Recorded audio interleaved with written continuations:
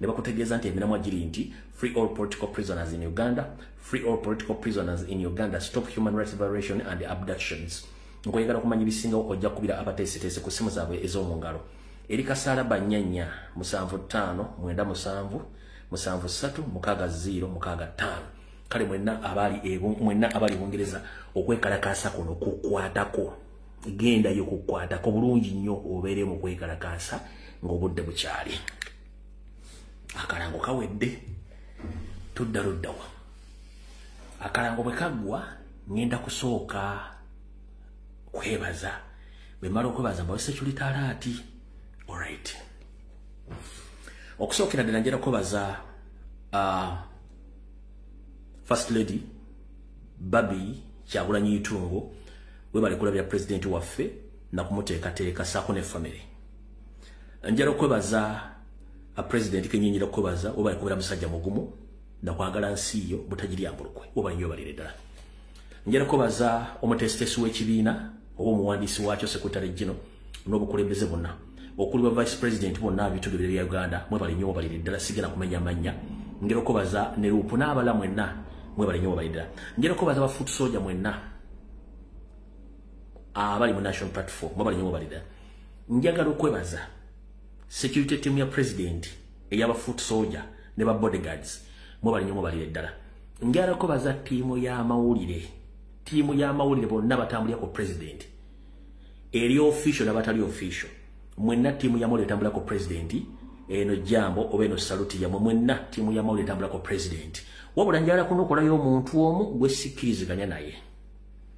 Njagala kujja omuntu omu gwe sikkiriziganya naye tiimu yonna ey'amawulire ekulira mukulu Jonna Tusingwize mukulu Sama Uganda n'abala Map Media n'abala mwenna Swabula Omukisa n'abala mwenna benna mwe bali nnyo balidde mulimu gumukola. Wabula nina okwemulugunya kwange kuli ku muntu ogu okuva mu 2019 n'olwaleero nina okwemulugunya kwange kwatakyusangamu.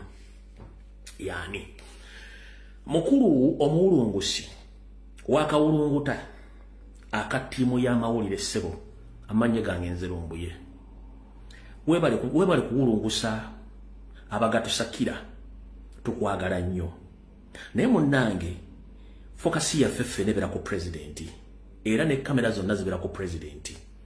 Naye mukulu simanyi oba ekigere baakologa olina kyanjovu oba ekigere ekyo kyamanyira kudduka kuleka pulezidenti.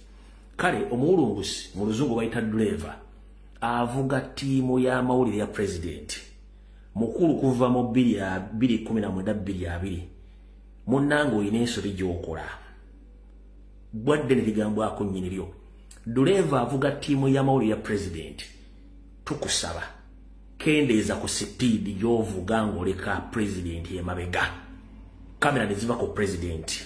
Please tukusaba mwenna bali kuno mugenda kunjulira bakomredi mwena era tulaba nnyo ng'abaana bamawulire bakana nti gwe wayesiba pulezidenti omuleka olaga luddawa.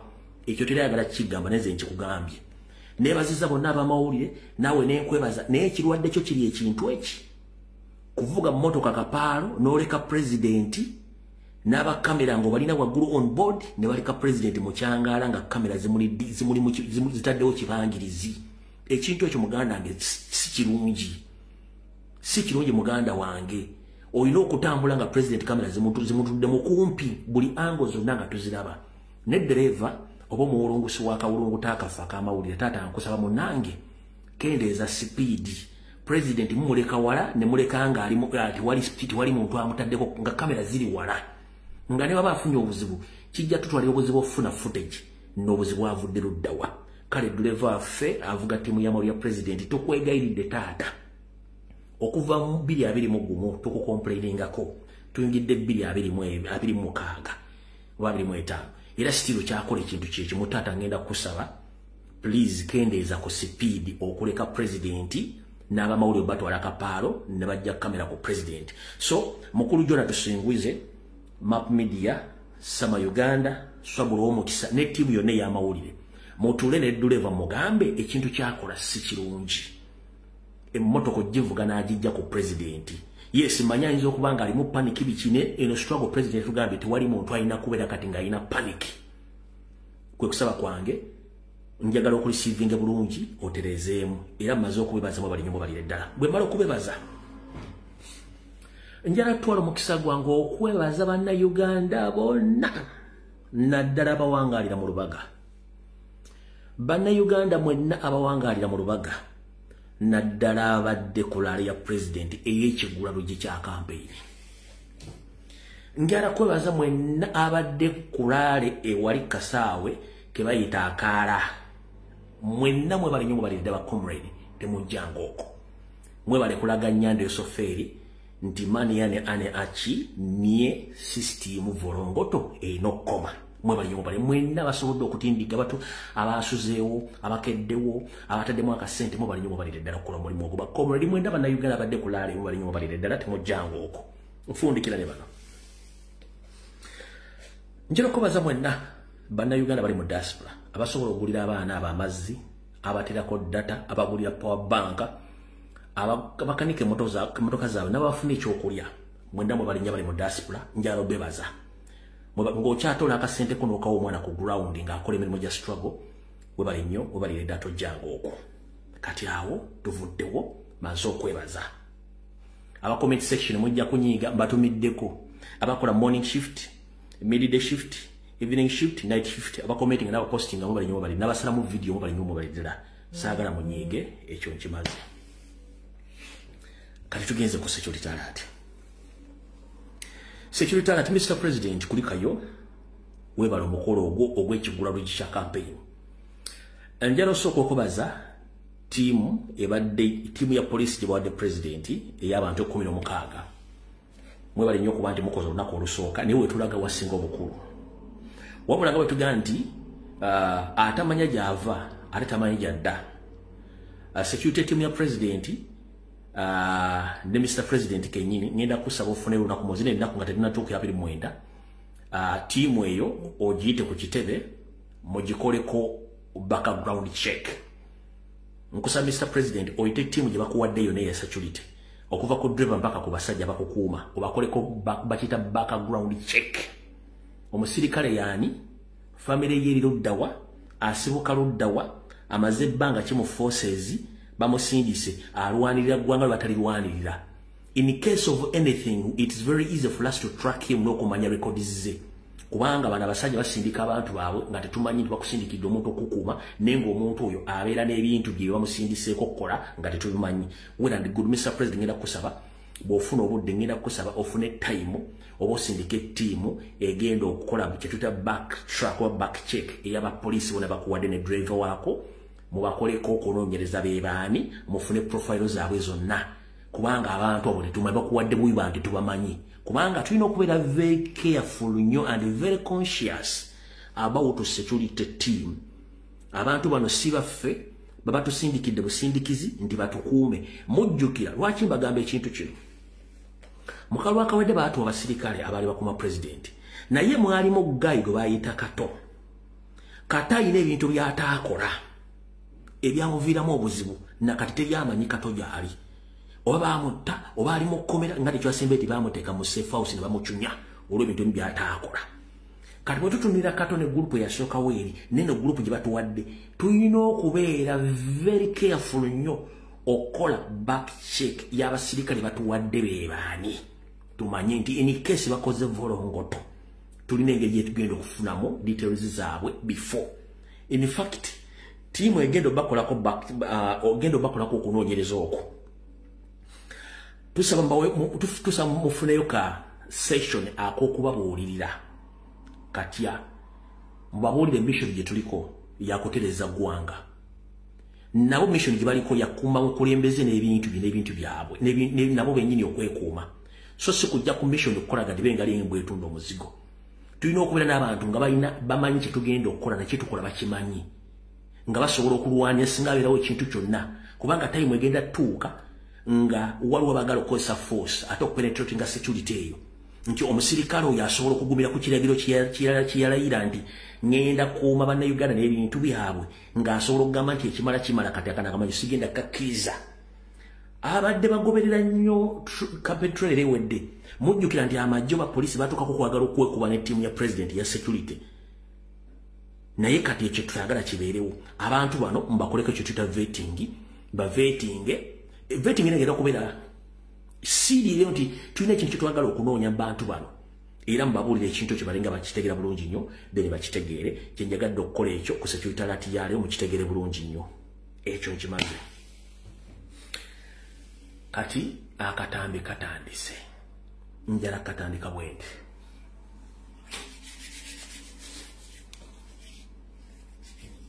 mwenna abagoberedde okuba president lwe yavudde mu makaage najja ku kitebe n'ava ku kitebe n'ayolekera Lweza ne bamala omunominatinga bulungi nnyo ne bamuwa enjogeza n'atandika kuba yagamba nze mpaaka zindala bisigale bindekere speech gy'akoze sigenda kwebuuza kubanga ajoogedde mwesiga ne byawandiise mbyesiga okujjako Nyandwe nga nnyoko yakunyigisa bbuza ne famire yo n'abalala eyo speech president gy'akoze sinnalabayo mukulembeze wa Uganda yenna yali akoze speech eyo tabangayo uva ku ya presidential candidate sirabangayo president yenna yali akoze speech eyo ng'agikoze on behalf of that country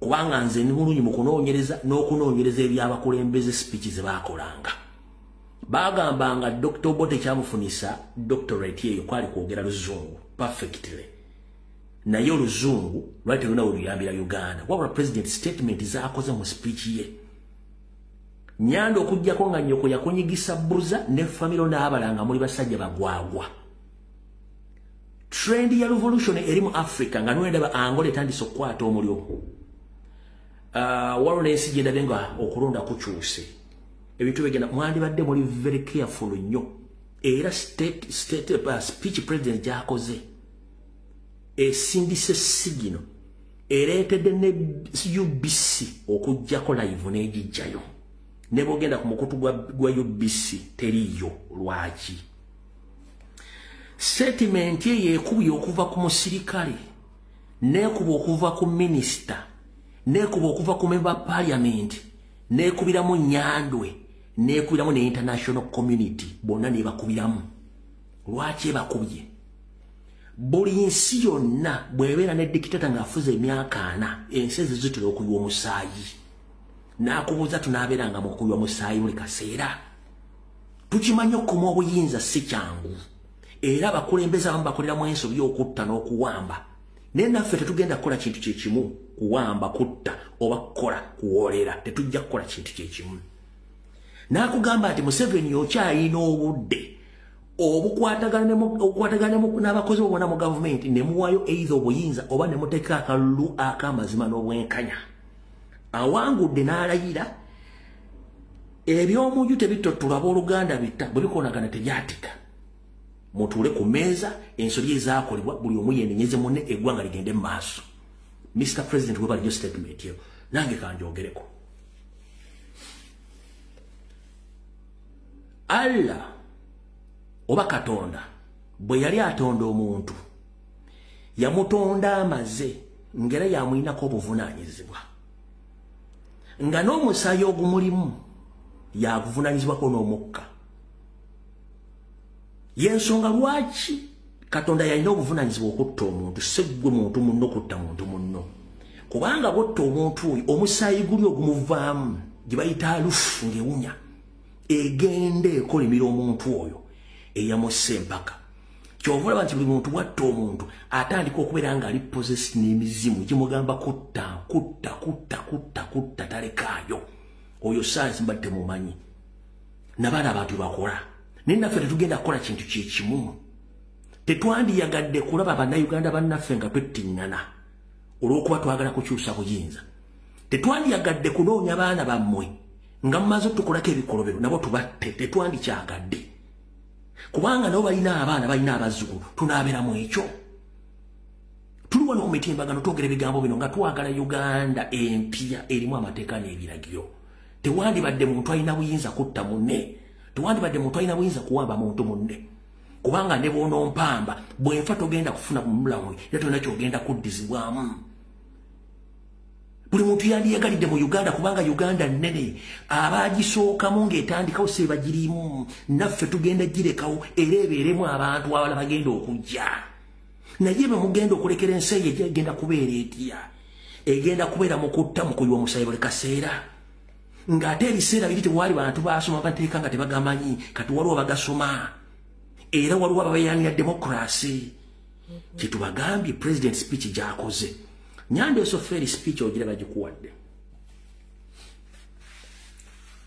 manyi nti ebigambo bya president byawukanyeeko na bya Patience Lwabooko ebigambo bya president byawukanyeeko bigambo bya Diana muwalawo tebyawukanyeeko na bya Nankumbi tebyawukanyeeko na bya Jeno Kaindo Tafiire n'abalala wabula mu ekizibu kyammwe kiri ky'abantu balinga aba babiri kuliko Kisawo Vuga ne mutabani we Didigi beba kyayina embazulu ebalaga they can still continue kidnapping Ugandans okwongera obufuzi bwammwe ekintu ekikyamu mu family yonna mulimu abalalu nene abalalu awo abalamu tebasobola kugenda kwenyumiriza mu kkubo tulina abalalu no bamanye bacontaining abalalu. Your stay in that country is based on this election. Any mess temugenda kunenya bana Uganda baba wadde opportunity nti you can arrange free and fair elections nemutaba mukuyuka musayi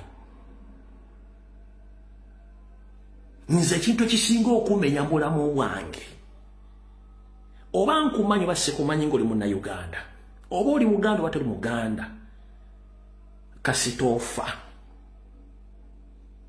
ngambadde nkumanyi oba ngambadde mpangala naawe kimalamu amaanyi era kinteeka mu kifo nti oli waavudde nze nzirawo neneebuuza omuntu oyo agenze gy'alaze wa ebbanga lyamaze nga ategana ku nsiko talina kyatutte numwa nnyo muli akimpa obuzibu nnyo ku muli muntu afa mwe mutuula mutya ne muli emmere ne mulagira nti genda owamba ono genda otoono neebakka mu ntumbwe nga mukimanyi nti population buli kimu ekiraba si eri yammwe ya analogo mutuula mutya ne muli emmere nga muwamba abaana mutuula mutya ne muli emmere nga mutta abaana mutuula mutya ne muli emmere nga mukimanyi nti waliwo abantu bamusibidde obwera bali mu makomera mutuula mutya ne muli emmere Nyando Esoferi ne family mwetereze before it's too late erye gwanga lya ffeffetna n'ekizibu kye tulina abantu omulowooza nti muyina emmundu muyina amaanyi nno ekyo si kyekikulu kati eyo message njagadde gibasindikire mugitegeere kati katugende mu ssomo ly'olwaleero wano wenjagala muntagire Christopher Damolira muntagire Jeni Bareke muntagire Baramba Rugahara muntagire Major General Emmanuel Kuteesa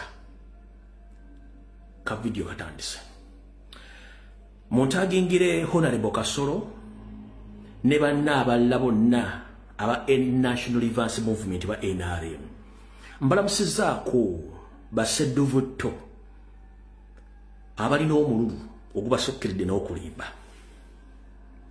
1 Christopher Damolira n'akabenja kamugabwe kamenye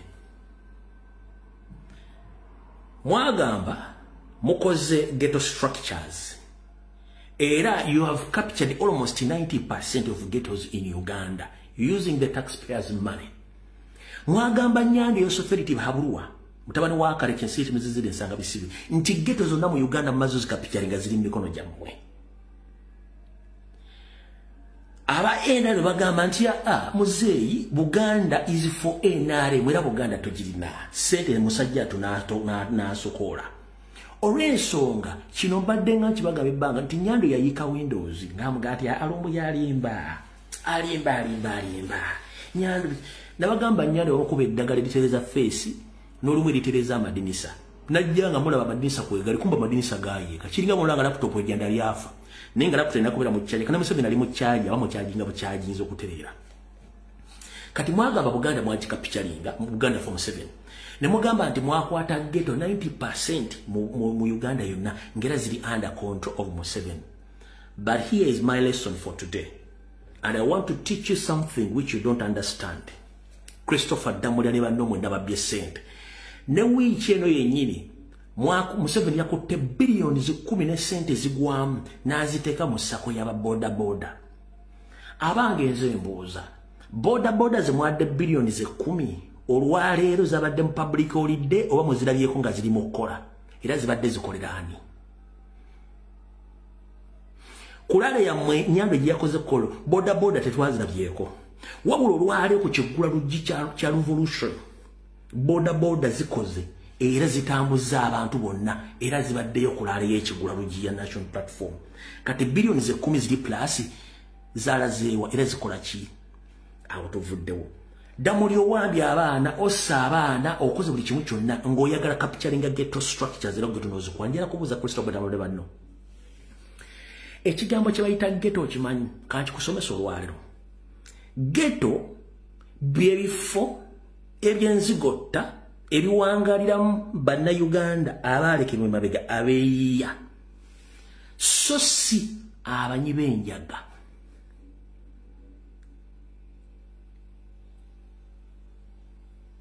tuli mu kusoma ghetto byebifo ebyenzigotta omuwangalira abantu abasigalira emabega ku lwa gavumenti nge baleeseko embeera embi so si banyi banjaga kati bwe mwagenda across the country ne munoonya abanyi b'enjaga ne mubalowoozesa nti ze ghetto structures zammwe abanyi b'enjaga ne mwerabira nti ghetto mubeeramu bantu kati olwalwo kye mulabye nateete eyo gye bayita real ghetto those are the real ghettos balidda muleba mulina those are ganja smokers those are drug addicts drug dealers those are non people who reside in ghettos the people whom you've witnessed today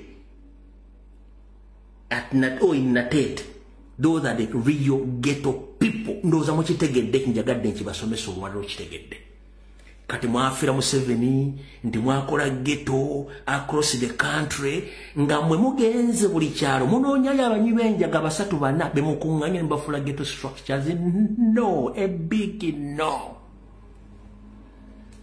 mutuula ku TV ne mukwata serezo munsolo mugenze buli ghetto gye mubadde munoonya strict banyi banjaga basatu bana bataano so si bantu babeera mu ghetto. Do you copy that? Museveni. From today onwards, let me be open and frank to you. You are in overstay with your family, plus your colleagues. Those fools, the so-called police serving officers and some state agents in your state house, those are criminals and thieves. Those are corrupt officials. They lied to you about ghettos. For them, they went around collecting drug addicts. Because they don't know the real people who reside in ghettos. So whatever you've witnessed today in Inated, those are the ghetto people. You understand exactly what I'm saying? Those are the ghetto people. Not those drug addicts, which Damorira, Jenny Koraje, and Baramu, plus Major Jen Emma Kotesa. They have been organizing and creating ghetto structures. They have conned you all along. They have been conning you, and they are still conning you, and they are taking billions of money. Ghetto are the places where the indigenous people, where they stay, because they were abandoned by the government programs across the country. So, your criminal officers, they lie to you that they are in contact with the ghetto. So now today you've witnessed the truth. The truth is, you are in overstay. Pack of your things and get out of Uganda before it's too late, because time is over. Why? Nchikunyonyodde mu Luzungu n'enchikunyonyola mu Luganda abasinga obungi bali tebakimubulya kati nze nchikubuulidde. Ghetto zoogedde ate yebadde Nateete. eyebadde nateete wabula gete kusindikidde message bbiri abasajja bakufera nti Buganda is for you since when ne bakufera nti ghetto bazifunye nkugambye ghetto za ddamu ne banne za ganja smokers basatu bana ku buli kyalo so sabantu bali mu ghetto kitegedde bulungi nnyo katulalo kitegedde nti ghetto entofuweziri kati baade baganya kuwa information ekwatagana ku Kyagulanyi ngeri gyavudde we gyatuuse ku kitebe n'ekibadde nateete naye finally waliwo akugambye nti abasajja kitulaba kintu kizibu nnyo nobaforcing okuwa footage gw'olabyeko njagala kuwulira public ekikutuuseeko Nyando Yosoferi abasajja bati bamuwa information eri ku ground era tebamulagana bintu bigenda maaso mu ggwanga wabula kumacha nga president wakedde okuva ewuwe ku nominations baganye omulaga footage yenna wabula wabula mukubiriza nga nti waliwo kigenda maaso tukitegeera kitegeeza ground batuyimba teriyo bamulaze footage Kyagulanyi nga ava ewaka nga kiri massive n'atuuka ku kitebe na bavudde ku kitebe bagenda mpaka Lweza ekibadde nateete muzeeyi ye yennyini asoose kuva ate Windows olwo zibadde Windows ziryawo za munguba za 1921 za 1931 bwezityo kati ate zididdeyo ddala mu 1900 era olwalala asibye mu level 3 eya State House eri waggulu wali garage gyasibye mu level 3 nga mukanika olwa pressure badde mukubidde ku bintu byalagi kyaki mukubisa pressure. He had invested billions of money in Uganda. He had invested billions of money in ghetto structures, which ghetto structures are nowhere to be seen. And yesterday, he got the intelligence, which intelligence shows him that 70% of all government officials, including the army serving officers and police officers, including those whom he doesn't think that they can be on the side of people, that they are supporting change. Eyo intelligence yazifunye kati bwamala gifuna era bamuwadde report nti ekyabadde kolo era bamufeze 1 bagenze ne bagenda ku bagenze mu gye batendekera amagye ne bajja bakadeti bonna abadde bakyali mu training be babalese ne bagenda mu police training schools ne bajja bakadeti ne babaleeta ne bagenda mu masomero baleeta abaana abo bemwalabyeko ne bagenda mu ghetto structures abo ne bajja obuntu babuleeta kati bananyini nsibe nyini tebabadde okyovola bantu abantu abasinga obuntu abalanga basombe yafunye report nakati bwagase report gibamulaze kollo ne bamulaze kolero physically azeyo mu 1900 era asibye ku 3 asibye ku level asibye ku floor ya kusatu mu garage ku State House nakasero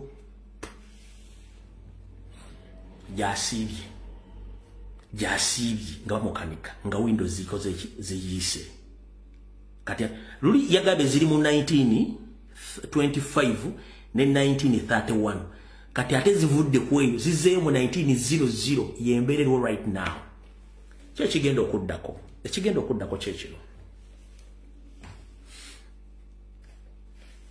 buli kintu kyonna kiri mu mikono gy'abana Uganda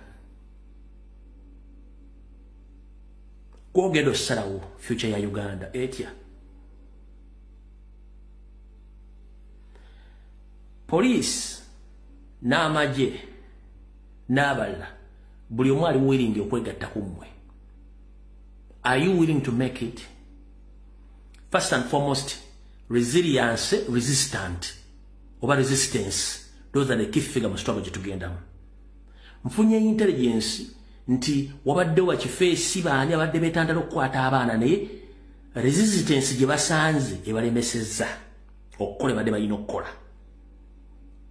Namwe mwennyini mwerabiddeko nti waliwo ekitundu wetutuuse nga abantu baagala poliisi yagala kukola fujjo ne balindi balemwa okujjako ku kufundikira n'abantu nga baddayo baŋŋambyeko ebusegaawo amagye gakubyemu ku masasi ne gabako n'abantu be gakutte era ne gabatwala bali mu ngoye za nupu n'ababoodabooda njala kubuuza gwe munamagye ali awo n'owa poliisi alago basindisa okukola ebintu ebyo.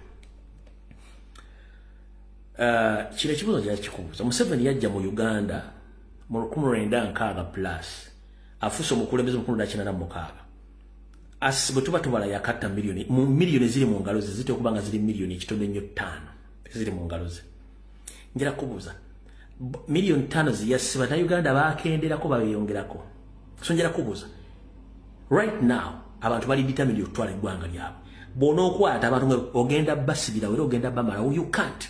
Just you are fooling yourself that you can kill and arrest and kidnap Ugandans. No!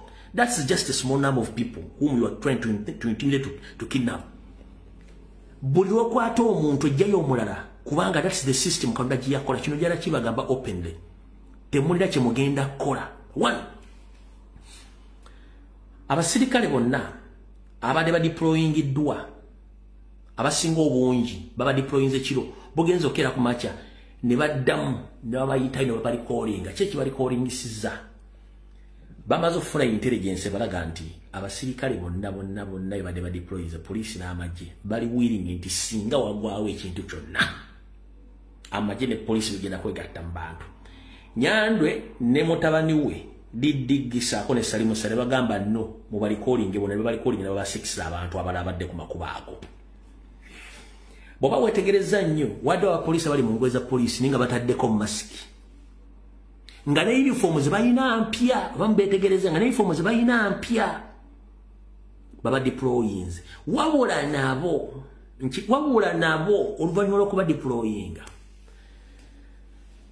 baba tunudde mu abantu bali ku Kyagulanyi ne Kyagulanyi yennyini ne batandika okuzza ebirowoozo byabwe ne command zikyusa zitya abantu bakola procession yaabwe freely tebalina go babbye tebalina go bakubye omusajja abakulembedde tayambadde bulletproof emikono gye giri open ayogera n'abantu talina gwayise abantu bajja gojja wa appetite n'obusungu obutandika okuba abantu tiya gas oba amasasi ojja obusungu n'appetite obugenda okuba abantu amasasi ng'abakulembedde emikono giri mu bbanga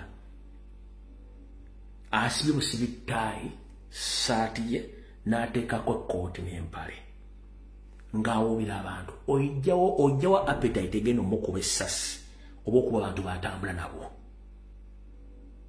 nga gwe bulletproof nga n'okimanyi ne force bakutaddemu toli supposed kuzibeeramu ne ggwe ng'okola ensobi. Ladies and gentlemen, kansoke mbaga mu bakuuma ddembe abaagala okutabula eddembe. Nina intelligence kanjigambe eggwanga. Mr. President akino kiwulire bakomredi mwenna. Kamera zonna eziri mu Kampala mukono wa Kiso zonna ezirimu teziri under police zonna ziri under SFC. Ne bw'ogenda ewali control center abambadde engoye za police bonna ba SFC. Kiki bazaagaza? One. Bomo bwongo bagamba nti bagenda kukola chaos ne footage bagenda moderating aleme kubeera kubabuza obujulizi.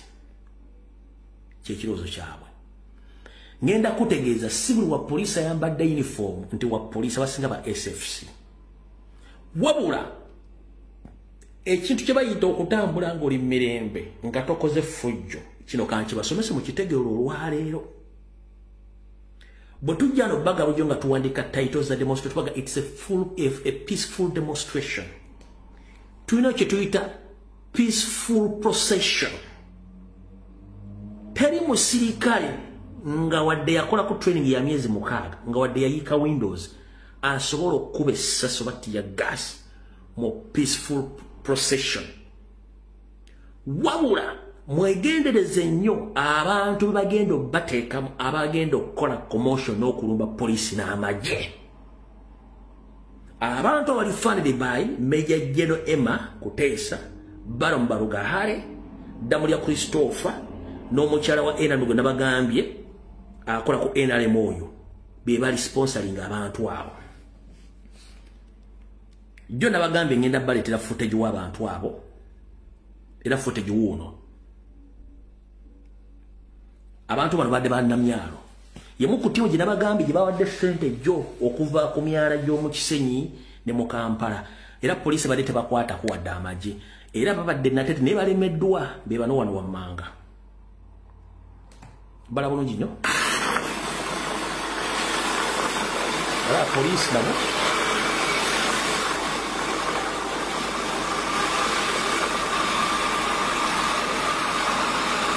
mubalaba bawo yangu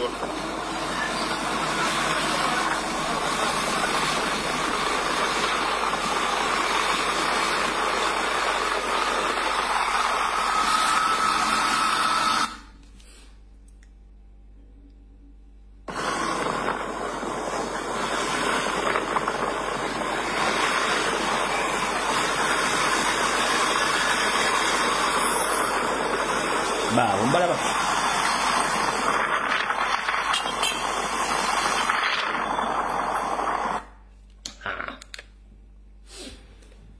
kati wonawe mulaga ngenda bagamba please temulwana temuyomba na muntu mubere peaceful omuntu yenna alumba police oba alumba amaje nava mu procession ya very peaceful nagenda nakole fujjo ze group ezo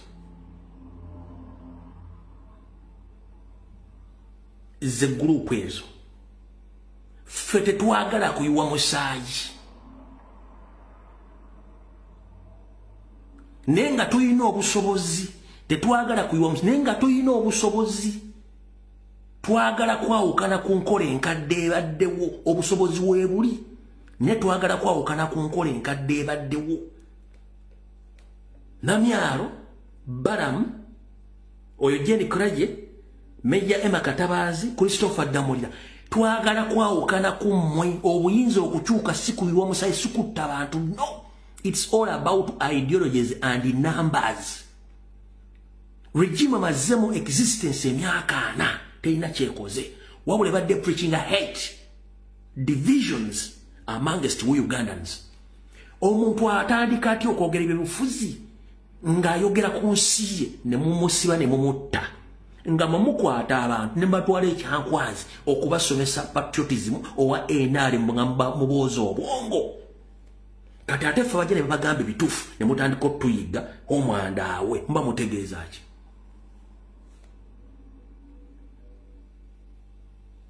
tusobola okukola bye mwakola tetugenda kubeera mu kintu kyekimu tetugenda kubeera mu kintu kyekimu nti nkubanku kuba enzita nkutte no tetugenda kwawukanako nammwe naye nga ate tukisobola nkiddamu we can for example bakulimbidde emyaka 5 nti Museveni Buganda yiyo abantu boolabye nateete babaana ba nnyoko oba sobi busombi era abantu boolabye nateete bavudde kapicolo be kapicolo oba ekyo kifo kiri kapicolo oba kiri mwankole bagente geto bazitutte bazimazeewo ababaddewo bavudde luddawa we can but that's not the way how we want to do it. We want to be totally different, but be very careful. Any slight mistake, any spark can cause a revolution. Njagala kola emphasis seno mwenda ba comrade mukome emirembe naye singa abaleetera olutalo ku mmeeza yammwe ekyokukola mukimanyi gwa poliisi agenda okusinika ebinyongo osumula katebe kati ya gaasi okuba omwana omukuba essasi oba omuwambe kisobola okuvaako spark kubanga ffe twetaaga spark naye nga n'akalu tukaagala kuba tubakanyiye ensi eterera ekyuka emirembe gwe w'amagye yeefuula nti ototegeera naye ng'ojja kutegeera tukugambye ofuna emitwalo 3 omusajja agenda kuwakadde sente weziri ate okuba omunaasi tiyaga si kyoyagala emundu gy'okute yamuwa musolo sente zebakusosoleza muwa musolo osula bubi wabaka bubi musula mu unipooti enkube bakuba omusajja guwookyako mukola commission zitabakwatako wabula omusajja bagenda bawa miliyoni etandikibwako ate musiruwala ngenda basaba ekigambo kino muwulye bulungi mwenda bannamagye ne poliisi President bw'atambudde okuva mu maka ge n'ajja ku kitebe nga tebakubye otiya gaasi wadde okukuba essasi gwe owa poliisi ofiirwaki gwe okimanyi nti oba osevinze sente z'eggwanga zibadde bagulama akasale katiya gaasi oba osevinze sente ezandibadde zigula essasi gwe okimanyi nti gwokuba tiya gaasi oba gwokuba essasi ensi egenda okutambula bw'oti ng'omulinako Oluganda oba musoka oba munyono ensi egenda okutambula bwe ng'omwinako Luganda. Lwaki mwagala okutta baganda bamwe? Tulina intermarriages. We integrated. Nze ndi Muganda oli Mutooro. Tuyinza okwesanga family yange erimu Muganda nge yawasa Omutooro. Oba Omutooro yawasa mu family yange. Kati nga Muganda Omutooro akubye Muganda yange essasi. Bagenda okumbikira bamukubye mugwekala kasi mukubye afande gundi Muganda wa gundi. A rotation of error. Eyinza okuzinga problems. So njagala bagamba guwa police ali awo. Toyina kyosala otafulumya tear gas. Toyina kyosala okubota ku basasi. In fact gwe kenyini obeera n'emirembe nga teweetadde record embi ngera togenze na regime erirotel. Osula mu container, osula mu uniport. Mutabani wa Muhoza asomera wa, asula ludda wa, alyaki, bokuba basula mu mansions gw'olina ki? Nkubuuza olina ki?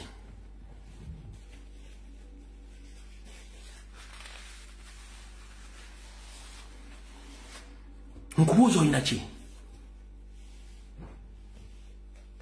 Mukimanyi nti ssente zammwe zonna zibadde zigwera mu political games. Whereby Museveni yakuliyetinga opposition yeyiye ebadde muzannyira emizannyo. Right now tuginaazizaawo. Batandise okwekuba amagi. Mukitegete temusobola kumanya nti omusajja agenda okulunda eggwanga ali omu. Robert Kyagulanyi Ssentamu otudde meeting bakutuma mugenda omukuba essasi oli musiru.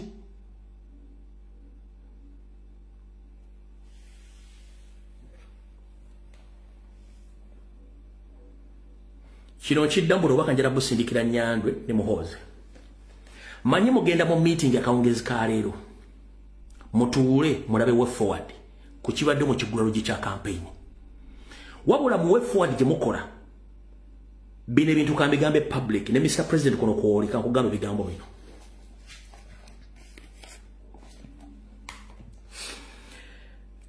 Mr. President, okusinziira ku intelligence yange naku zomwe ziri 24 omwezi ogw'omwenda. Nawe bw'obadde nateete era bw'obadde wali ku kitebe ky'abasajja babaka ogambye nti tosuubira nti bagenda conducting akalulu akamazima n'obwenkanya bwe kiri. Njala otegeeza eggwanga lyonna nti ali mu mitambo gy'akalulu ako si Simon Byabakama. Ali mu kalulu kano bamuyita Salimu Sale ne Muhoozi Kanyerugaba bali abantu aba. Wabula bayambibwako Kiryowa Kiwanuka, Audrey Kalugire, Nkiddamu. Abali mu kalulu ako mulimu Salimu Sale, Muhoozi Kanyerugaba, bayambibwako Kiryowa Kiwanuka ne Audrey Kalugire. Chief Justice yabalidde mu court. Bebantu babiri bali babiri. Sale ne Muhoozi bebali mu era ono Simon Bakama just ono bamukozesanga sole yangatto. Ebiwandiko byonna byafulumya ne byayogera si bibye. Zonna afuna order from above. Byonna byayogera afuna order from above si yabikola. Njagala ng'olina muganda akola mu commission omubuuze bukyanga tutandika okgenda mu kalulu kano Simon Bakama yali atuzizaako board of directors or board of governors oba abakulembeze bonna mu kakiiko ako by'okulonda bali ku offices ne batula discussing about the future of Uganda and how they are going to conduct those elections. Kamala kunya kumazi mubayina mubabuuze.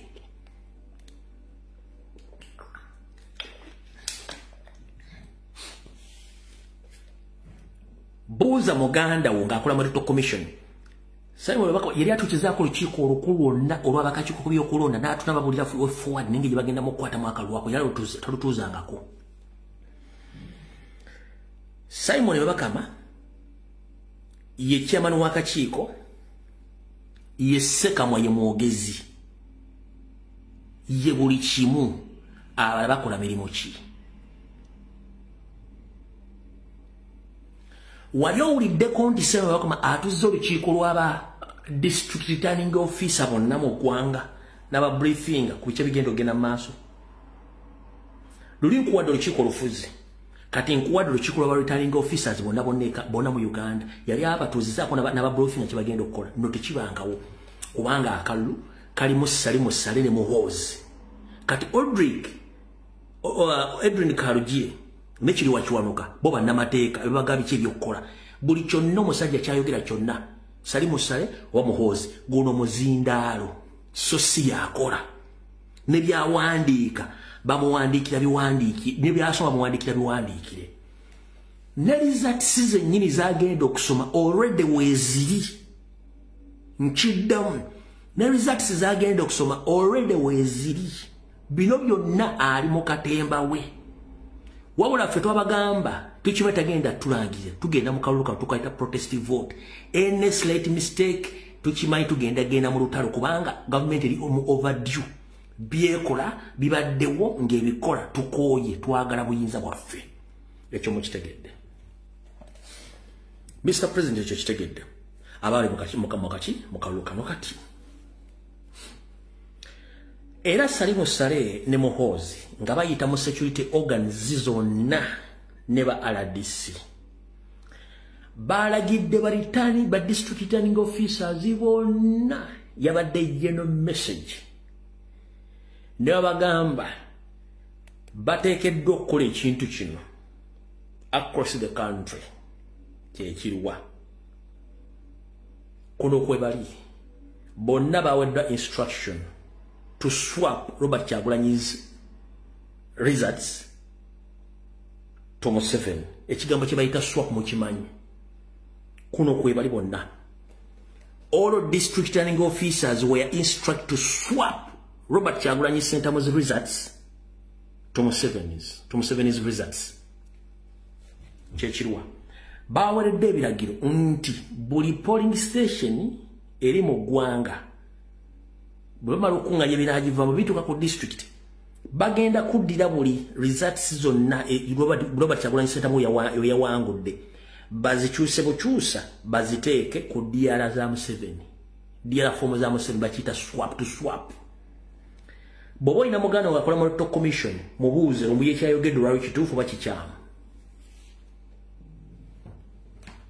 bino Salimu Sale kwoli Muhoozi kwoli Nyande kwoli buli omu kolera kambuuze abali mu State House muri mukumbona kati mbibagambi mbitegeere kuba mayi mugenda kundaba naye ekyo si kyekikulu bino tubyogera okutegeeza public kiki kigenda mu maaso ekikulu kyekiriwa ekikulu kyekino abaganda tugamba naganaafa bagasalira essubi amaki amabidde kati ne Museveni okweta mu kalulu kano era naye alinga amabidde agagenda okufa kubanga tulina okugasalira essubi kwegenda mu kalulu naye ng'ekituufu tukimanyi for the first time gwe teweebuuza lwaki abazungu babadde nnyo ku kakiiko k'ebyokulonda nga bawitness nga buli ajja okwewandiisa gamba tonnabalaba ku bambassadors ba dignitaries bonna lwaki teweebuuza lwaki babadde nnyo mu kalulu kaliro nga batudde okuwitnessinga ani tonnabalabako kuwandikawo tonnabalabako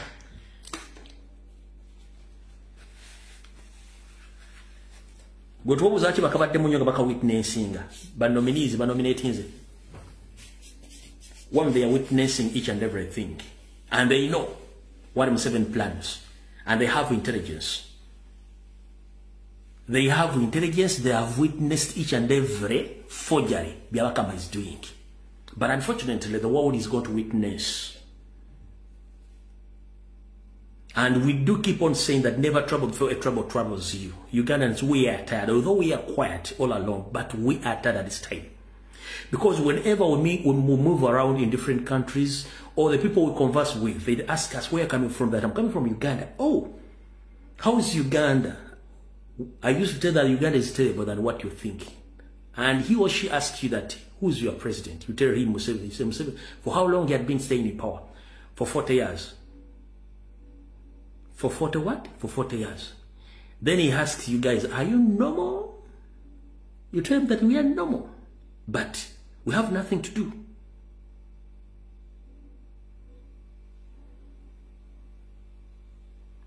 For 40 years without nothing.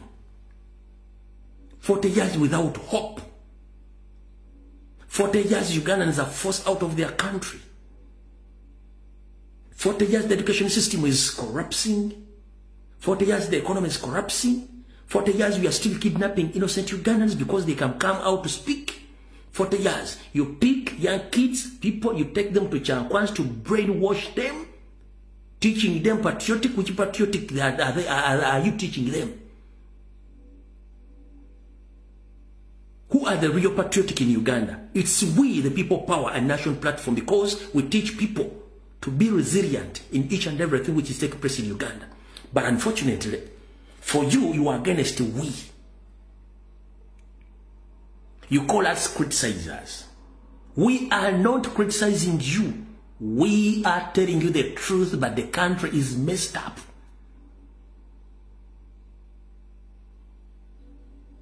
With the current generation, we are suffering.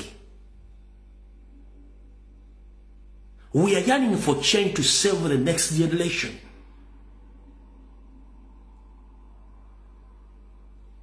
So you want us to be like our grandies or our parents? We've lost each and everything. We've lost hope in that country. We've lost hope in leaders. Which leaders right now, they are comic. Someone comes in the public domain, in the public mainstream media, he starts talking nonsense, laughing as if we Ugandans, we are fools. We can't even come out to comment on anything.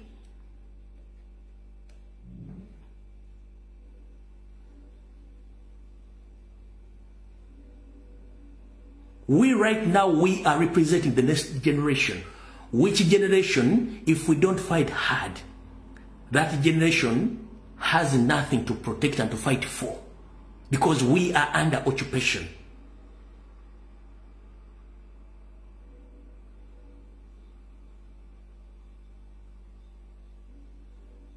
You find someone, the government earning 1.5 million Ghanaian shillings. But when you sit down and you do internal and external auditor, you find someone owns multi-billions companies and business. And you ask him, where do you get the money? That is taxpayers' money. So when you come out to explain, they start calling you that you are doing propaganda blackmail against government officials.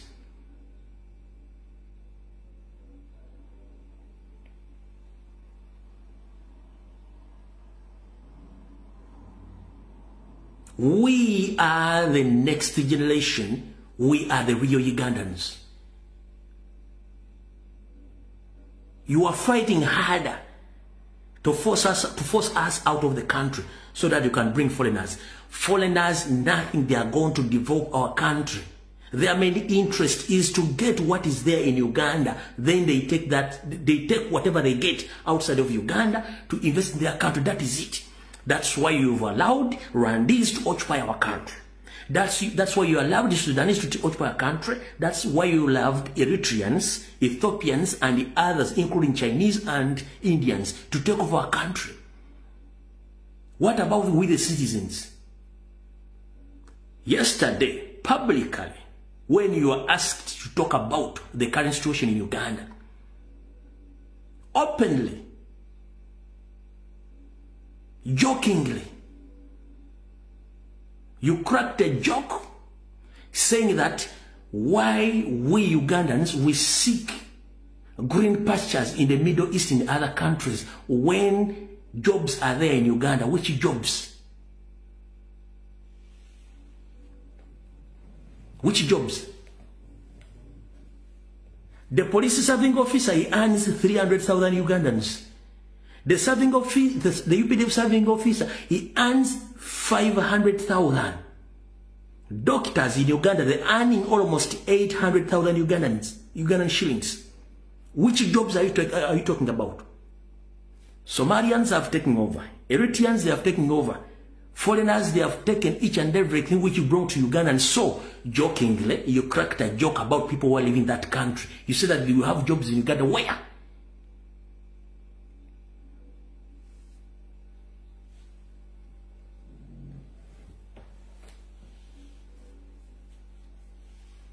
Munansonyi wasita nnyo kwogera Lungereza kubanga sirwagala.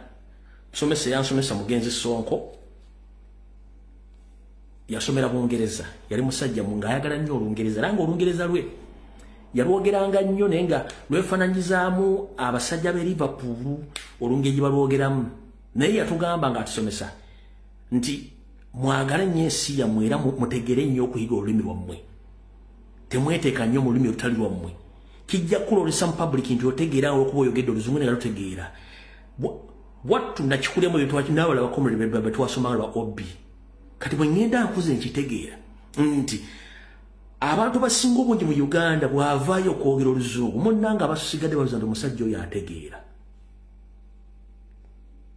oba nkikunnyonnyola okitegeera gwokimanyi nti mu Uganda omuntu bw'avaayo n'ayogera oluzungu asibye ettaayi bantu basinga obungi tubuuza nti ategeera era abantu batandika omutya kati wali okulya n'okukomba essowaani wali okulya n'okukomba essowaani weewaluwa tubadde mu politics wa Uganda nga mulimu balawyers babadde basingamu obungi era nga bwajja okwogera oluzungu buli omu agamba wa abasajja basoma naye Kyagulanyi bwe yava mu ghetto n'ajja n'ayingira ebyobufuzi ayambudde abasajja aboogera oluzungu netutegeera nti abasajja bulijjo tebategeera kati nekinzizaayo ku musomesa nga omugenzi Sonko nti byaŋŋamba byali bituufu teweesiganga omuntu ayogera oluzungu eyo camouflage, it's just a cover. So many fools, they cover themselves in a foreign language. So whoever doesn't understand that language, you think that that person is very clever. But at the end of the day, you find that those people are the most stupid people on the planet Earth. Nti bw'olaba musajja ng'ayogera Olufalansa ha oyo yasoma amanyi Olufalansa kumbe musiru muzibu. Bw'osanga ayogera Olungereza ha oyo yasoma wabula bw'omuzza mu bulamu obwa bulijjo ogera kuba omusajja musiru muzibu. Ogera nga musajja musiru muzibu. Nga musajja musiru muzibu. Kati nze omugenzi Sonko yaŋŋamba ebigambo byo kati bwe nkuze ngenda mbitegeera. Nenga atuka temwogezanga ne mwesiba mu lulimi olugirwa tenuna kino genda bayamba mugenda kwetekako ekifaananyi temutegeera nenga temutegeera yensonga lwaki mujje tubeera osanga abantu abasoma abavubuka nga tebakyalina bavaako tebalina mirimu ensi yabakuba bw'atula okunywa omwenge mu bbalafu oluzungu buli ali mu bbalaga school fees z'omusajja omuzadde w'oyo omwana zaafa tembira njagala owandiikawo nti si byejogera si bituufu. Abaana babagagga basomye oluzungu ne balemu ensi oba abaana b'abantu abasoma oluzungu ne balemu ensi babeera mu mabaala mu society nga bafuwa oluzungu buli omu nagaha omwana oyo yasoma naye waki ekyamutuukako yasoma oluzungu naye teyakozesa common sense kubeera creative nga ne gavumenti yateekawo system egenda kuyamba abantu bano. Kati wano bannabyabufuzi abadde mu Uganda osanga Mpuuga ng'ayogera oluzungu aluma amannyo n'aleeta terms enzibu bambidde n'aleeta term nekwata mbidde omuteeka ayogere mu indigenous languages eziri practical akulaga ekifaananyi kituufu ekiri mu politics is among the well groomed fools. Sanga Bampuuga otandika omulaga ekifaananyi ng'ayogera mu nnimi era ng'akulaga ebintu bye bitambula mu Uganda nga tabyogera mu luzungu y'omu ku basiru abagulumingiddwa nga goloza ategeera. The likes of Mbidde, the likes of bano bangi nnyo kati be bantu betubadde nabo olwaleero mubeera nnyo ku social media okwo kuliko abaana bangi nnyo tebaasoma nnyo kigenzi wala wabula bw'akuzza mu lulimi lwe ng'atandise okwogera ensonga z'amakulu webuuza naye n'omwana abakusoma yandibadde ali biki wabula ali mukitegeerezaako omwana oyo bw'atandika okwogera gomuga tamanyi luzungu bw'atandika okudda mu lulimi lwe ng'atandise okwogera ensonga ezo ng'azinnyonnyola omwana ono ate singa ali amanyi oluzungu oba singa ali yasoma yandibadde atya kiri kyembaasanga mbaga byo tebakiyita common sense. Common sense is inborn. Oyina kubeera creative okugiteekawo obeere ng'eri active naye abantu abasinga obungi mwetya n'osanga omuntu ng'ayogera oluzungu era balooya basinga kubba bantu batasobola kwekkiririzaamu. Era kyova olaba kati kankusomesa na bino bitegeero olwaleero. Goloza lwaki omuzungu yakkiriza Bibbuliya evvuunulwe mu nnimi zonna.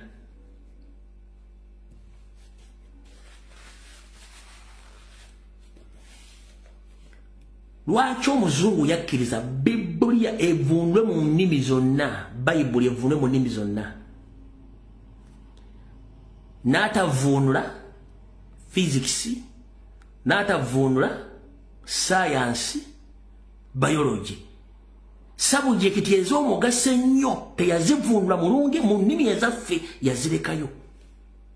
N'addira amateeka n'atagavundula mu lulimi olulwo n'alekayo mu luzungu.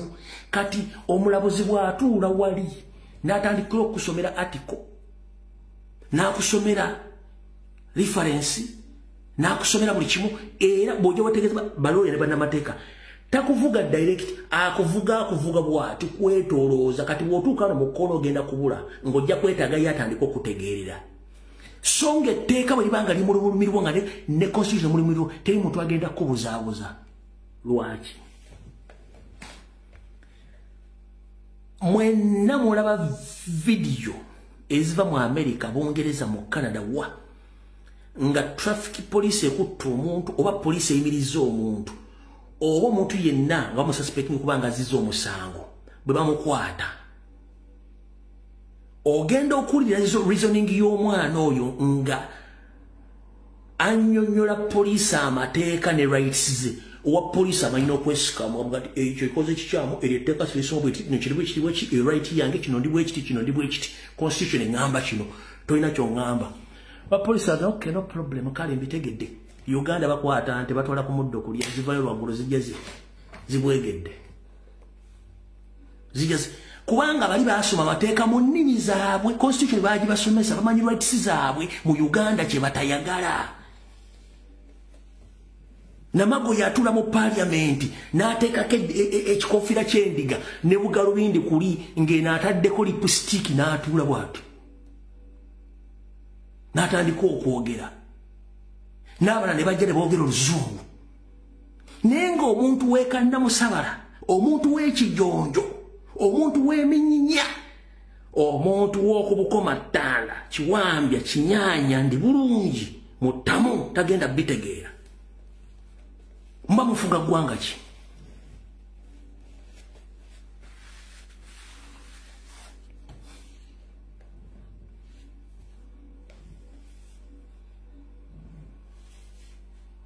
Kino kye batayagala bagamba Kyagulanyi nabagamba si mubanja lwaki Abannayuganda baali bamanyi nti ensi y'abapolitician oli bw'afuuka president ensi eba yiye nobody gambayo teri abigamba teri ayagala kumanya so bw'avuddeyo n'alaga abantu nti ensi yaabwe buli kimu kisooka leekaano basobola mu nsi yaabwe n'okwogera bamuyita mubi. Njagala ombuulizeeko abasoma badde bya bufuzi ddiro bazuukusa bannayuganda.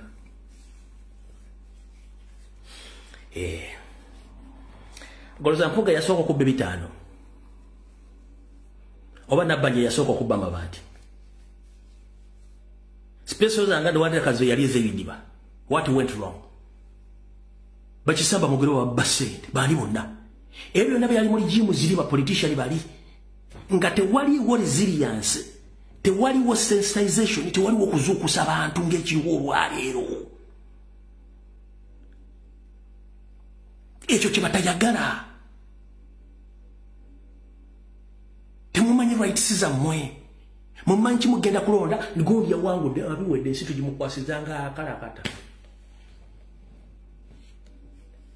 Kati bano kye balwana nti bazuukusiza embaata zaabwe bantu bazuukuse. Gwewebuze lwaki bakutera nnyo obuseegu ku social media? Lwaki bakutera nnyo diversion ku social media? Bakudivertinga kujja ku ki? Goloza lwaki buli mwana ajja ku social media ng'ali critical amanye ensonga bamuteekako nnyo olukongolo.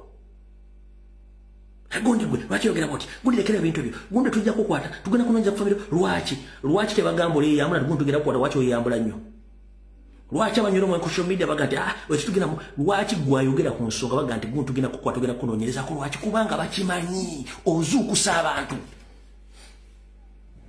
n'osanga omwana wa myaka 25 alina buli kimu bulamu n'ombuuza wakola ddi nga tasobola kukunnyonnyola Kitawa akoze emyaka 6 talina kyalina buli kimu kyafa. Osanze omwana kubanga family ba Museveni balina buli kimu.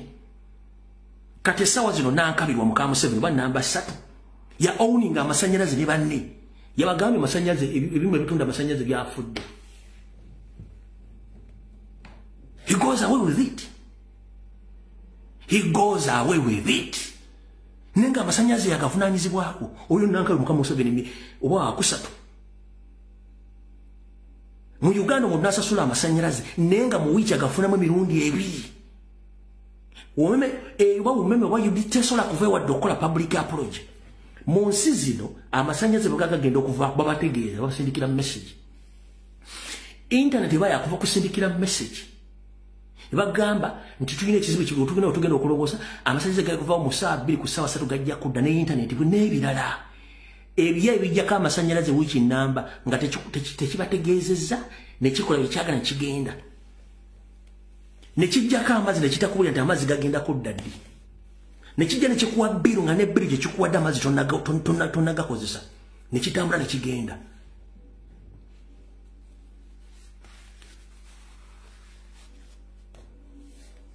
Bibatayagala bagamba. Oyo mukazi kati oyo mukazi oyo. Mukama Museveni namba 3 akwasaganya amasanyalaze. Yandibadde ali mu kkomera nga n'ebigere bisibe. Oyo w'amasanyalaze oyo. Ruth Nanga yandibadde musibe. Amasanyalaze, it's an economic factor. Amalwale gakozesa amasanyalaze. Industry zikosa amasanyalaze. Small scale industry zikosa amasanyalaze. Abantu abayina bu business obusuna bakozesa amasanyalaze. Odingi kutunda byonna bikozesa amasanyalaze ne gavaako mu kitundu okumala wiiki. Nankalwa ng'okyali emmere, okyagenda muri n'ofuluta n'ofuwa n'omukka. Enkyalo gya mu public okuba make up. Ne bakusindika mu diaspora pandisaanyizaawo, we are going to celebrate. Olinga ebyo by'enkoko.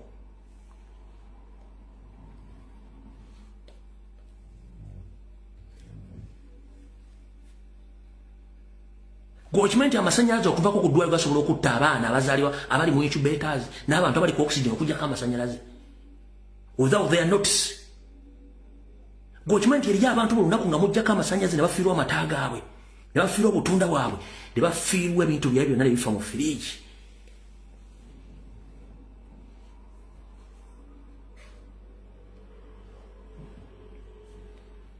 Mwe mwagala kuba bukubi bantu masasi.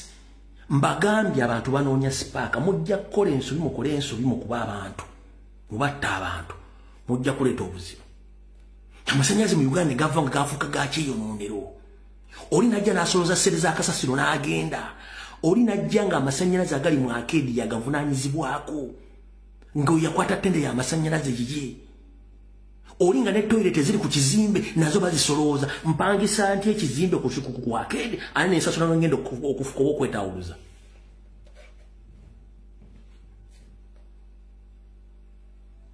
Nonga mugenda kukyusa syllabus education which is good.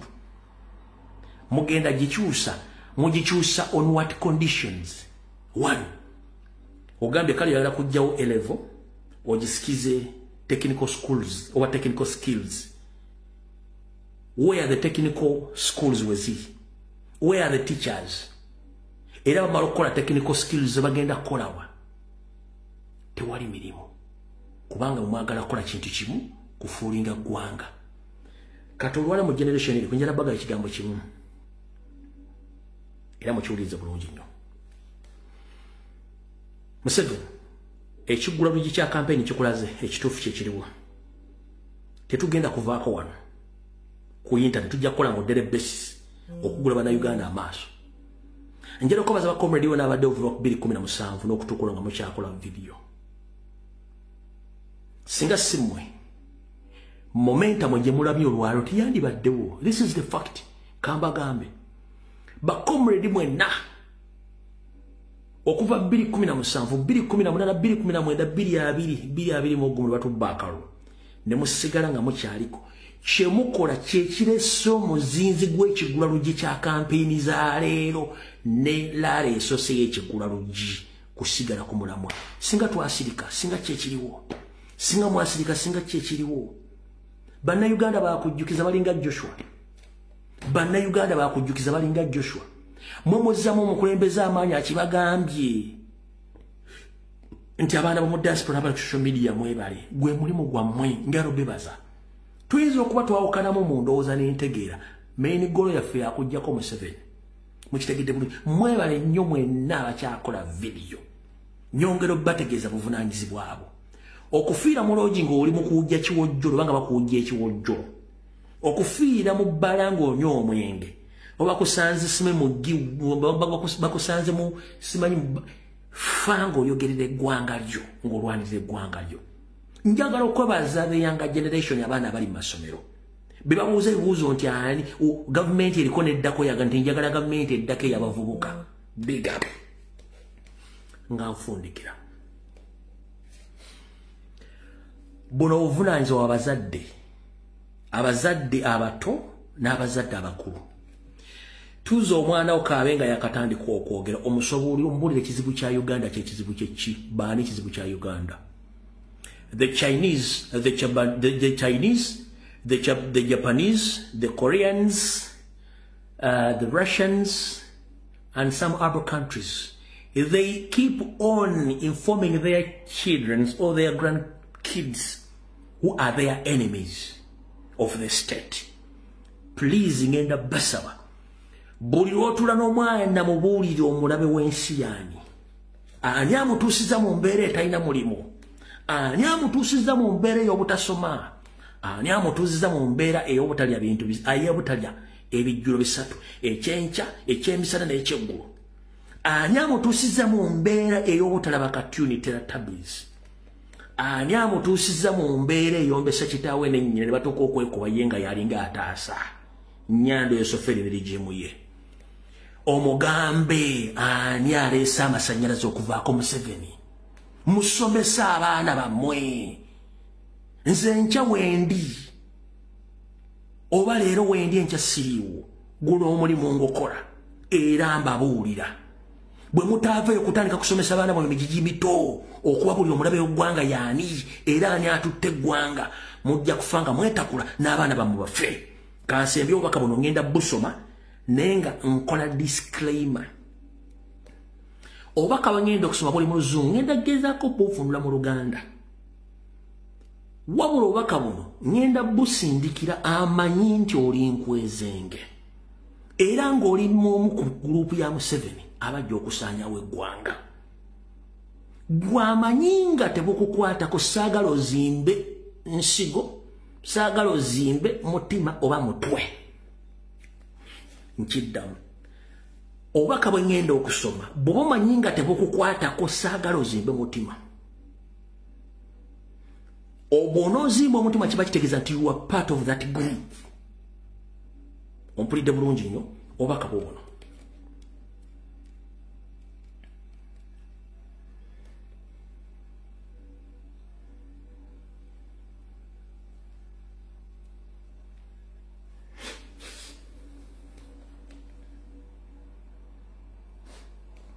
Busoma buti. Who would be happy if their country is taken over by foreigners? Ani eyandibadde omusanyufu singa eggwanga lyo litwaliddwa abagwira.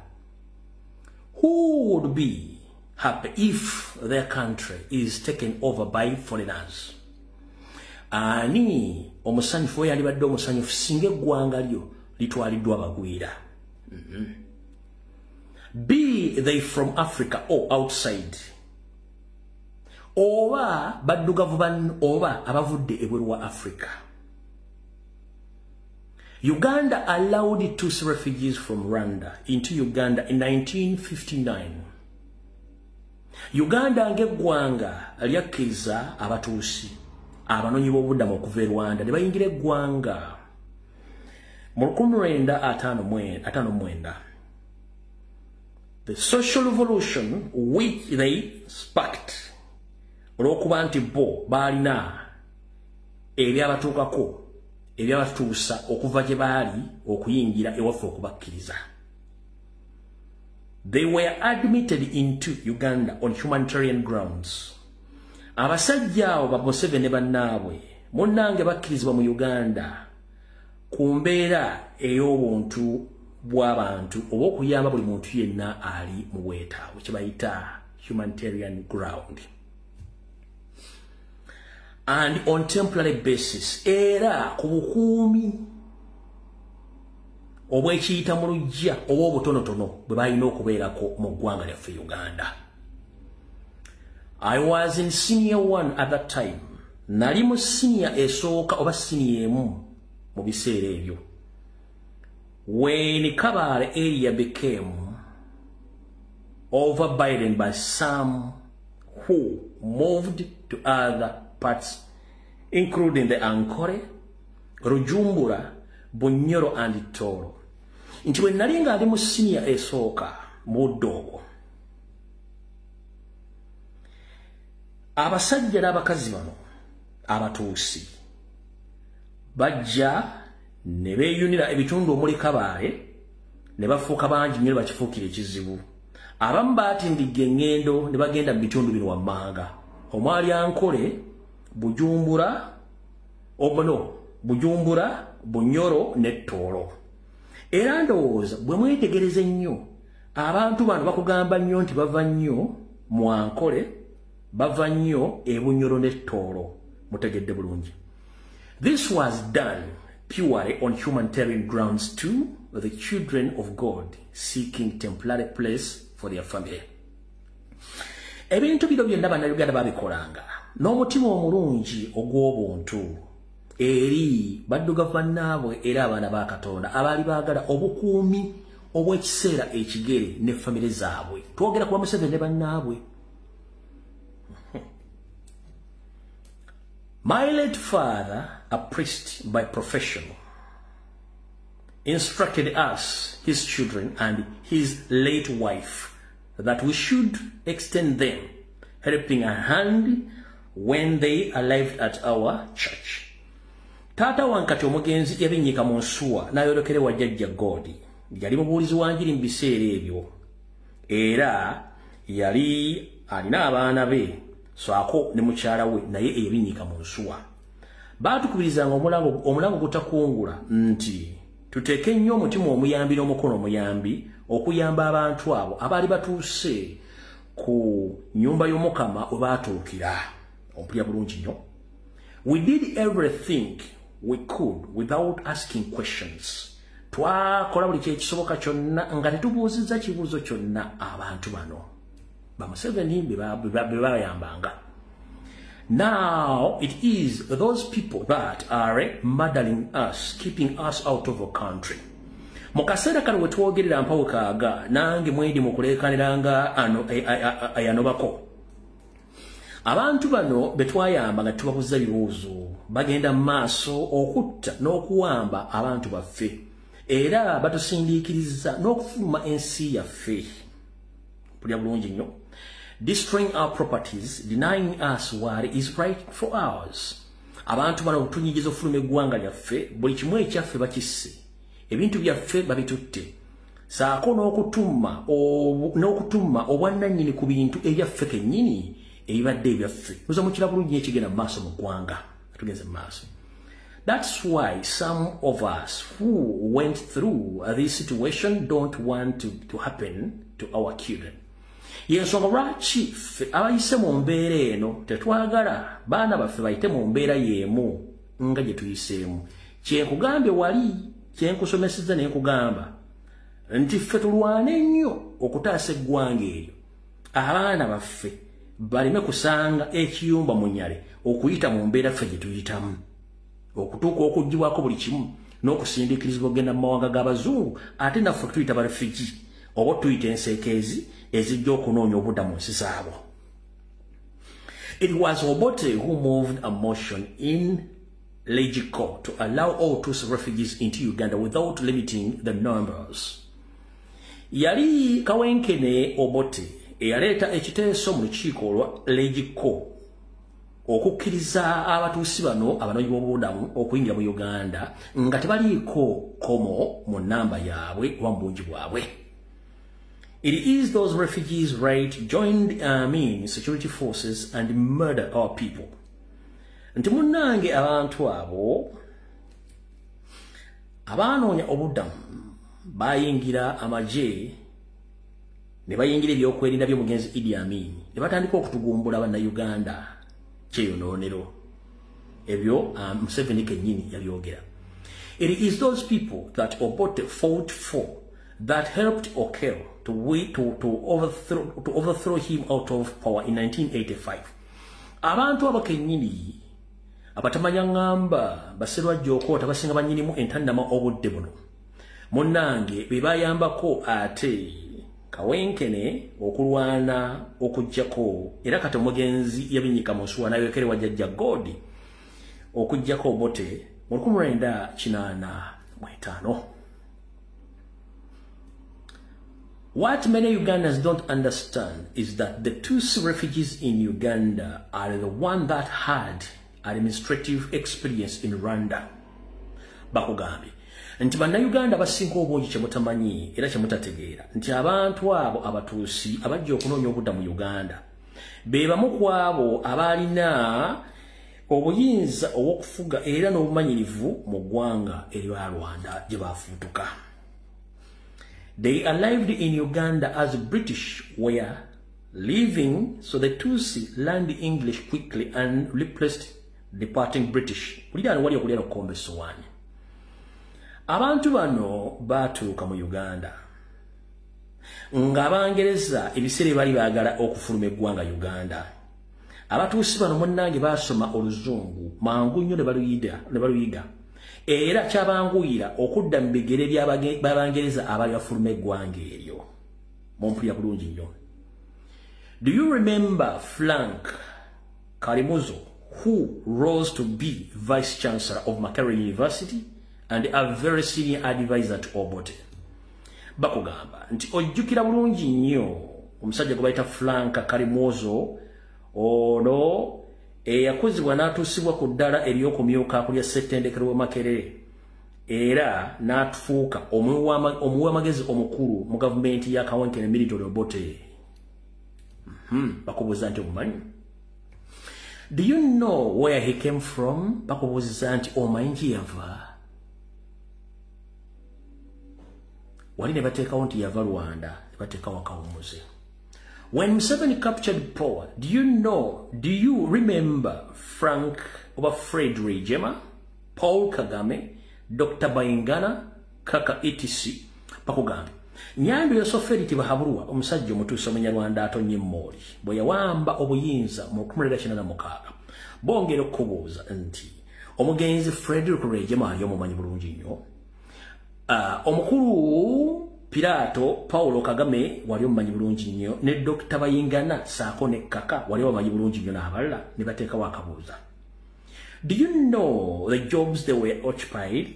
Bakubuuza nti wali omanyi emirimu gye baali bakola mu biseera ebyo. Do you remember the many Rwandese who left Uganda in 1994? Bakubuuza nti ng'okozesa engalabi yo gwe gy'oyita omutwe ojjukira bulungi nnyo abasajja bano mu 1994 bwe baagenda ne bafuluma eggwanga Uganda okyabajjukira nnyo mu 1994 baalagawo bakomekeza bazze waabwe.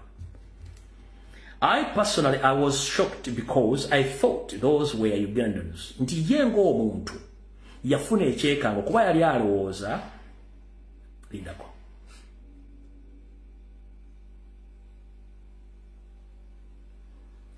agambye nti ye ng'omuntu yafuna ekyekango olw'ensonga yalowooza nti abantu bano Bannayuganda who currently taken over by foreigners who then proceeded to murder citizens, chase them out of their country and destroy their businesses. Mbu bano bagenda ne badde ewaabwe ne batinkula entalo ne bagoba abantu ku mataka gaabwe ne business zaabwe ne bazisaanyaawo. Since I supported FADC in 2026 elections, I go to Rukungiri and see the damages to my properties, hiding behind the family fraud when the damage is politically motivated. Nti mu 2016 abasinga obungi baddako kko ewaabwe ne bagenda otutukola kuba nti baali bayingidde ebyobufuzi ebiwakanya Nyando esofeeri. Bagenda okusanga ng'ebintu by'obugagga ebya famire zaabwe byononeddwa nnyo bya nsusso olw'ebyobufuzi Museveni byateekawo.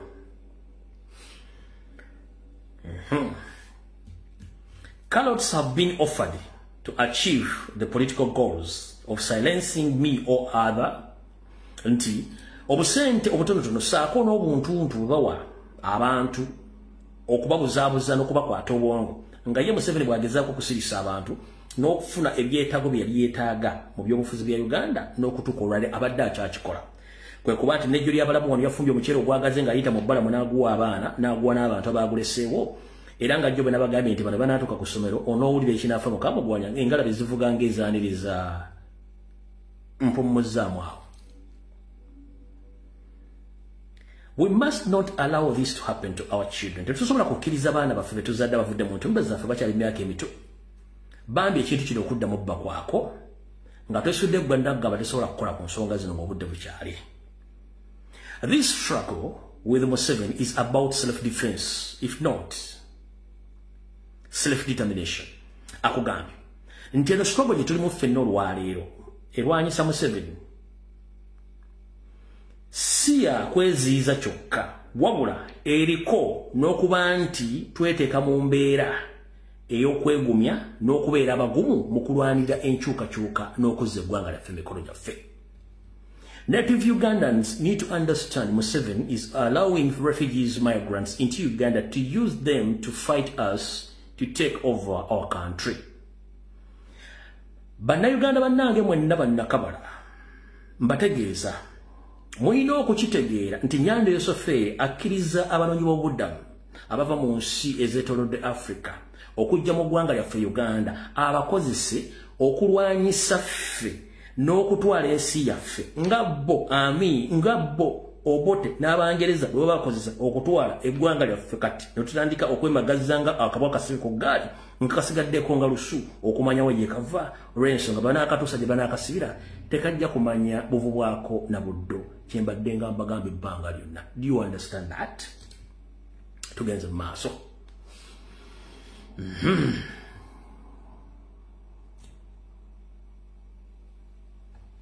The longer we allow him, the more people he will bring in to fight us. Gye tukoma okuleka Nyanda Yosefeere Tibahabulwa ne famire ye okusigala mu buyinza gy'agenda okukoma okuleeta abagwira okuyingira eggwanga lyaffe batulwanyise batwale buli kimu ekyaffe. Mukitegedde bulungi nnyo ekintu ekyo.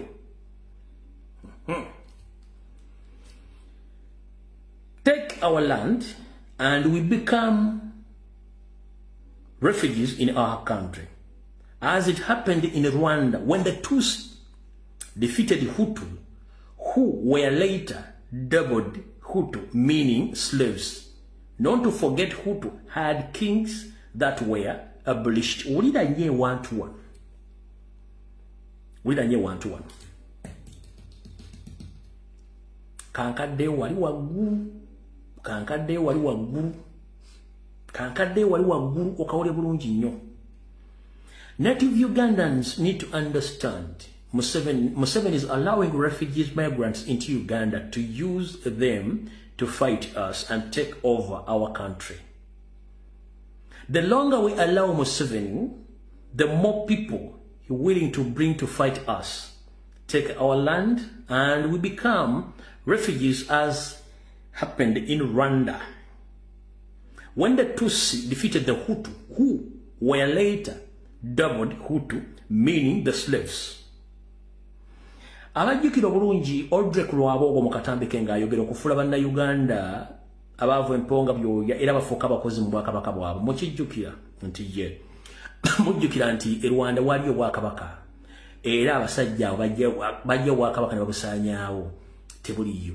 Abajjukira bulungi Kabaka Kijeri mu byafaayo gyali n'abalala baaliyo nibo bajjawo. Ani ali mu kulwana okuggyawo obwakabaka bwa Buganda?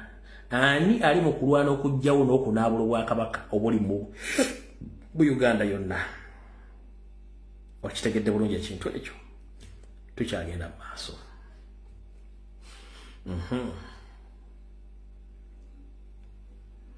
Era abatuusi bano baawera obwakabaka mu Rwanda.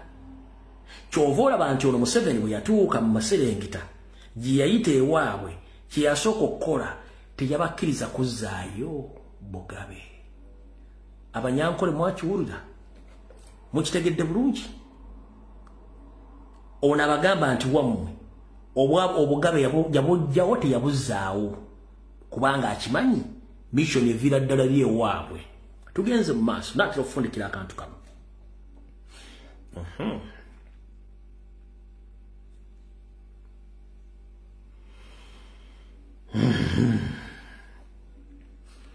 That's what Museveni will do to Ugandan kings at appropriate time. Ekyo kyennyini kyenva okubagamba Nyando Yosoferi n'akabinja ke bagenda okukola mu Uganda eri obwakabaka bwonna mu budde bw'obutuufu bwa planingidde. Kano kakulu. Nyando Yosoferi kya planning okukola mu Uganda okusanya obwakabaka bwonna mu budde bw'obutuufu bw'anaabwe bwagalidde. Katusooke tuddeyo wano katono wumuzaamu wano katono.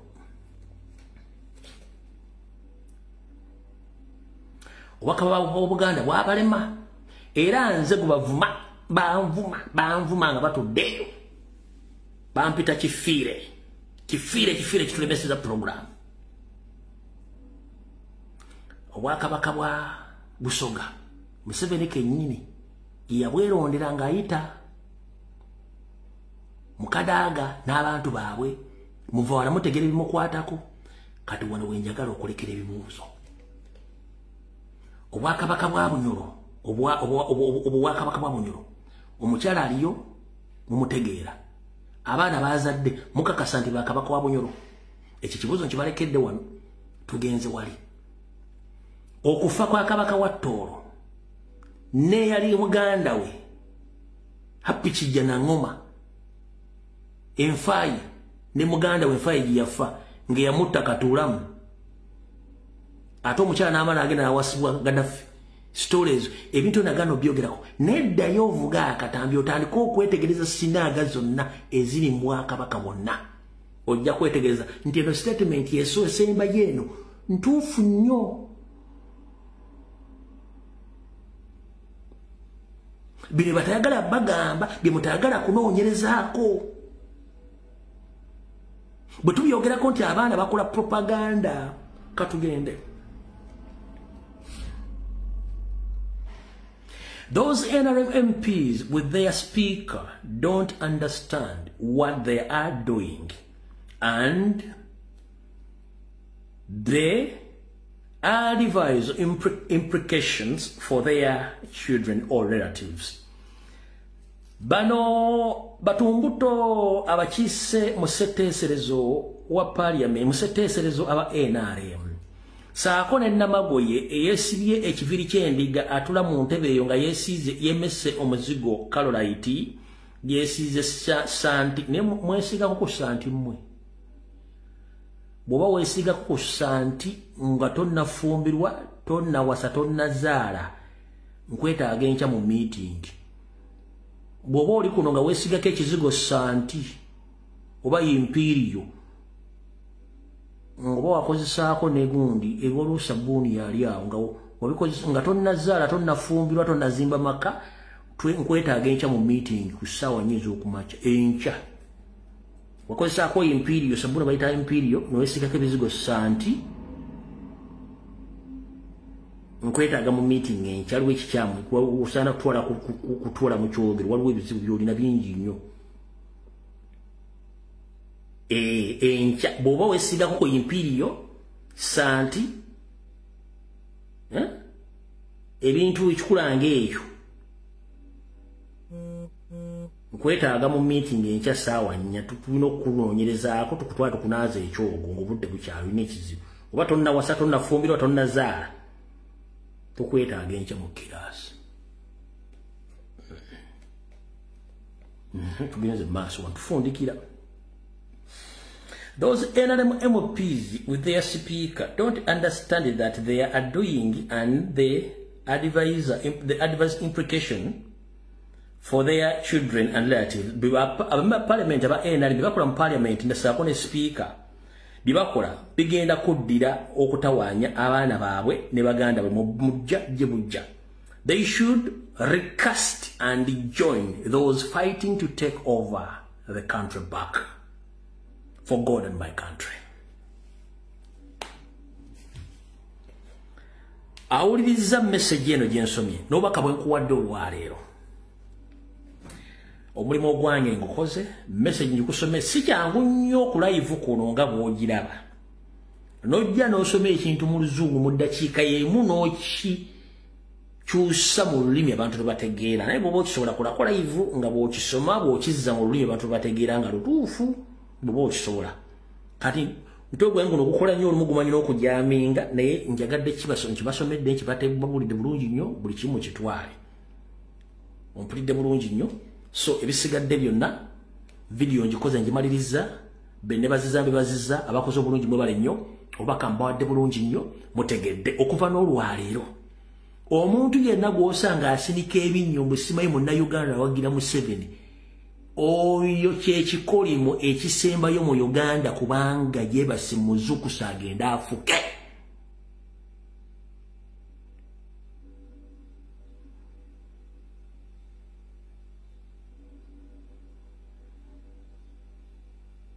bw'osanga omuntu ng'ali mu diaspora asinika ebinnyo wagira mu 7 mugamba azuukuka agenda afuke. We are not in normal politics, we are under occupation.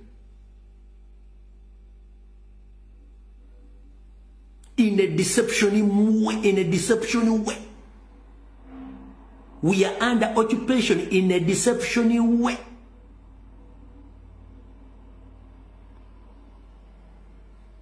Tuwambibwa mu nkola ey'akazanyiikiriza ey'obulimba. Eno bakugamba kirala, bakola kirala. Eno bakugamba kino, eno bakola kino. Kyovula nti kati buli wamu wajjuddewo Banyarwanda. Buli wamu bajjudde Banyarwanda. Buli kimu Banyarwanda. They are taking over. Muli awo mutudde. Babayise muli omuceere. Mutegedde bulungi ebigambo ebyo. Video njimaliriza.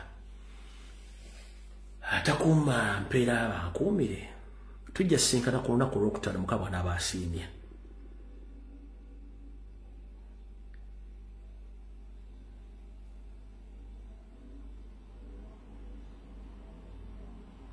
Awulidde ng'onyiize ku byenjogedde nga bikunyiizizza siraba lwaki onyiiga.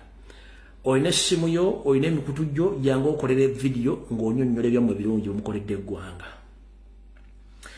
Awulira ng'onyiize ku byenjogedde olina okukwata essimu yogende ku mutimbagano gwo naawe oyogere ebizimba abantu bo byebaagala bawulire. Situwagala kuyita mu lutalo. Okitegeera bulungi nnyo ekigambo ekyo ya nga nfundikira.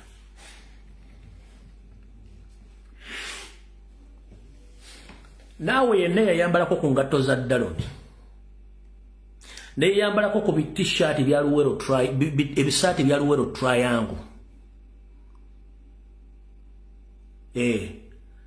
Naawe yambala ku ngatto za Daloni nga wayambala ku bisaati bya Luwero Triangle nga tonnazaala tonnawasa tebannakuwasa naawe tulina kiraasi enja. Wayambala ku ngatto za Daloni wayambala ku saati eza Luwero Triangle naawe enja tulina meeting. Ompulidde bulungi nnyo. Enkya meeting tulina meeting ku ssaawa ezinnya. Wayambalako Daloni wayambalako essaati za Luwero Triangle. Waliwo essaati ze bayitanga Luwero Triangle. Muzimanyi lwakwe muzimanyi naawe enkya tulina meeting. Nga tozaalanga towasanga tebakuwasanga tofumbirwanga tolina kyolina tukwetaaga. I signed out video with Mukama bankuumire.